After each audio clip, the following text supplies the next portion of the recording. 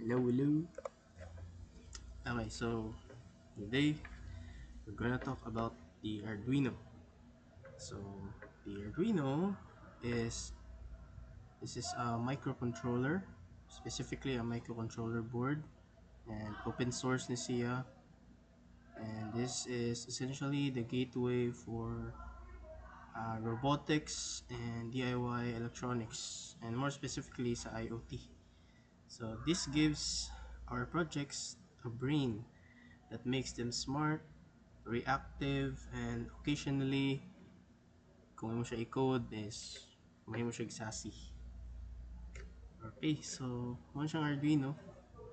Next, so unsa may buhat unsa sa Arduino? So, Arduino is a tiny brain for our electronic projects. It follows a simple but powerful cycle that repeats endlessly, making it perfect for automation and interactive gadgets. So, there are only four things or four concepts nga buhatan sa Arduino. So this is to read, maka-read yung input, maka-make decisions, maka-control of outputs, and then maka-repeat forever as long as na-power ang Arduino.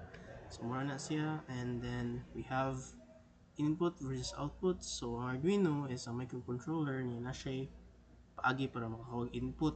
So this is the Arduino sensing the world, and then ang output is the Arduino responding to the world. Siya. Example diri is atong inputs is na ating mga sensor para mo sense siya sa environment. Yeah. Nasa tayo output para maka-respond po ta sa environment. Okay, so for the Arduino pin section, so na ako picture diri kani siya. So kani explain sa mga pins or ang basic nga anatomy sa Arduino. So as you can see here, we have the digital pin headers. So dire sa Tinkercad mo ni yung dagway. Okay, tara.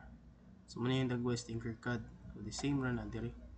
Na siya kuan digital pin 01 to 13, na siya GND, na siya AREF. So that is an analog reference. So kaning digital pins is iyang buhatan is mo input siya niya, mo output siya og digital signals. So puro digital signals. Then if naka-notice mo na atay tilde dire 3 na tilde, 5 na siya tilde, 6 na tilde, 10, 11. That means kana siyang mga numbers nga na tilde, they are called PWM. So pulse width modulator. That means nga pwede ra na bisag unsa nga ang imong signal mga pagawas diri kay kana kay pwede nimo ma-customize pag maayo. So for example, ang suga, for example, ang switch naram na siya duha ka state, on and off. Sa PWM pwede ka murag maka-create og transition sa pag-on until mo off ang switch.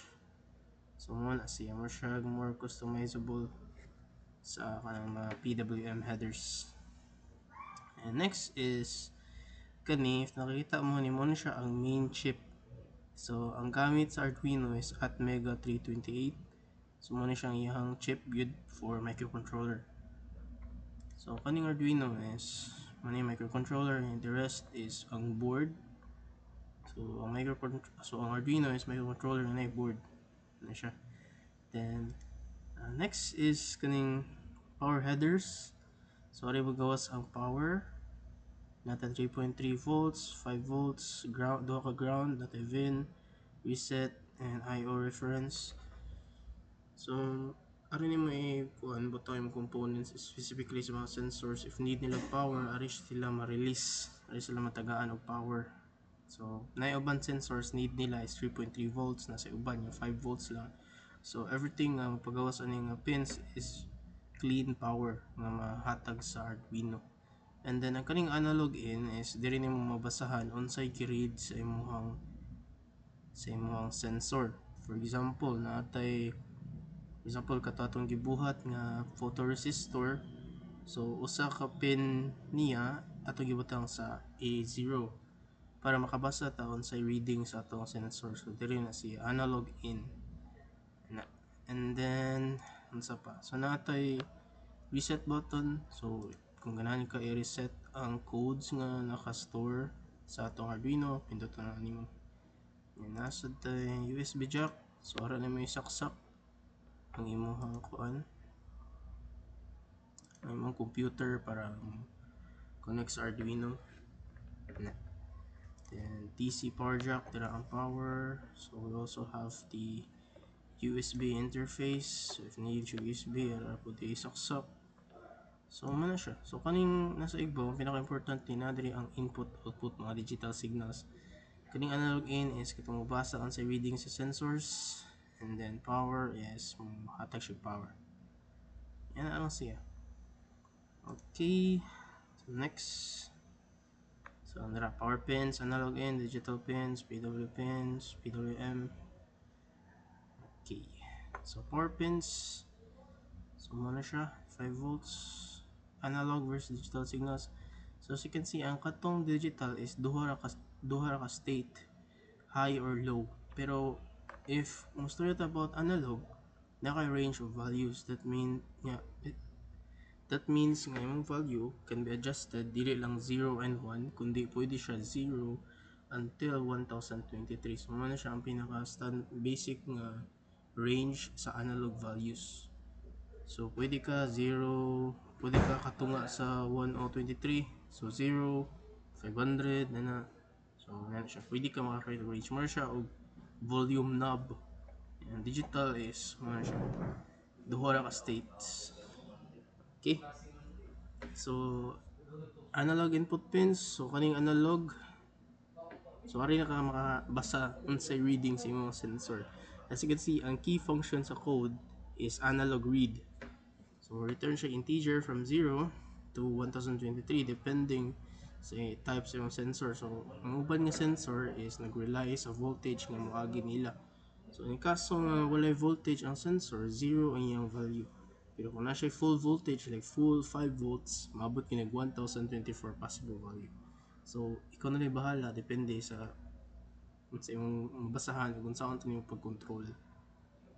So we have common sensors. We have LDR, potentiometer, and temperature sensor. So LDR, I can read the ambient brightness level. So maka-read siya sa environment brightness. Potentiometer is position sa knob, mura siya volume gali. Yeah, temperature is temperature, maka-read yung temperature.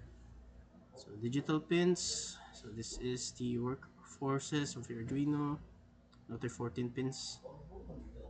So natay duha ka state. So we have digital write, so maka-output siya, and digital read. So for example, na button nga na pindot, pwede ra sa atong moagi para maka-read siya na okay, ang yabang na dawatan is high or low. And then the PW pins, mali siya ang katong range nga kuan pins. Pero kung gamit ka nga pin, dili na ka magamit atong digital write, kundi yung gamiton is analog write na. As long as kana siya kay mo simulate mo na siya og analog na readings o analog na output. So more siya og digital, pero pwede siya ma-convert into analog. Kana siya. So, basta naa siya katong tilde nga sign, that means pulse width modulated siya nga pin. So okay kina siya. So iyang trick is paspas ka na iyang pag on and off so fast nga dili siya mailhan gali nga duha ra ka bukay ang state. So mura ra siya og in between nga voltage. Dili siya true analog pero the same ilang epekto. Yan siya. Alright, so sa atong Arduino, as you can see, sa code sa Arduino, naray duha ka importante nga code. So atong adtuon sa code na to, as you can see ito sa text niya. So we have two important functions diri sa ato ang Arduino. We have the setup and the loop. So kani silang duha ka function mo rin ang pinaka-importante. Now the setup runs for the first time, mo siya initialization gali. So unsa imong code, and then ang kaning loop is magbalik-balik ni siya until as long as na power ang Arduino. So setup is first time initialize. So let's say na kay mga variables nga initialize, imuhang iset imong mga pin modes minana, imong i-on imong computer, imong monitor, itong serial begin para makakita ka sa kuan imong serial monitor aran imong ipamutang. Yung kaning void loop is katong magbalik-balik na depende sa imong ma-read na kay buhatan baron nga condition. So mo na siya. And then ang kaning mga kuan ang language sa Arduino is C++, pero modified siya para sa Arduino. So natay mga special nga functions like digital write, digital output, digital read, analog kuan. Ano siya? Okay, and then next. Okay, so pin mode. So kaning pin mode is function ni siya para mo-store sa Arduino unsay buhaton aning specific na pin. For example, na kay pin mode nga 9, ganahan ka ang kaning nga pin is mo output siya digital signal. So imo na sang suwatan ngadto pin mode nya sud sa iyahang argument magbutang kag unsa nga pin number 9 and then as well as unsa nga state. So again, sa digital nato nga state, digital na state, naratay duha ka things. We have high and low. So yung output kung imo na siyang i-write is maybe 9, really siyang output. Yung imong i-output nga ibutang is high. Kung ganay kag low, low ra pud. Alright.